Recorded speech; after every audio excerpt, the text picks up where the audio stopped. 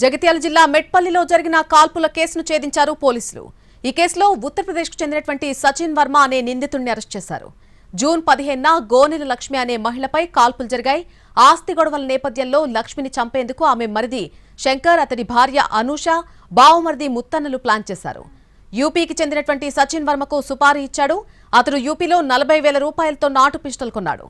June 14న అర్ధరాత్రి తర్వాత లక్ష్మిపై కాల్పులు జరిపాడు సచిన్ వర్మ.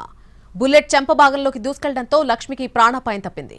ఈ కేసులో ఇప్పటికే శంకర్, అనూష, ముత్తన్నలను రిమాండ్కు తరలించారు పోలీసులు. తాజాగా సచిన్ వర్మను అరెస్ట్ చేశారు. అతడి నుంచి ఒక పిస్టల్, 2 లైవ్ మ్యాగజైన్లు, అలాగే ఒక బైక్, ఒక మొబైల్ ఫోన్ స్వాధీనం చేసుకున్నారు.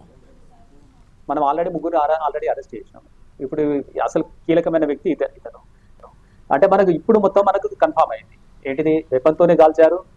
తర్వాత యూపీకి సంబంధించిన ఈ వీళ్ళు సుపారీతోని వాళ్ళని సంథింగ్ అనేది మనకు కీలకంగా ఇప్పుడు మనకు పూర్తి క్లారిటీ వచ్చేది కేసుకు సంబంధించి. మనం ఆల్రెడీ ముగ్గురు అరెస్ట్ చేసినాం. ఇప్పుడు అసలు కీలకమైన వ్యక్తి ఇతను. అంటే మనకు ఇప్పుడు మొత్తం మనకు కన్ఫామ్ అయింది. ఏంటిది, వెపన్తోనే కాల్చారు.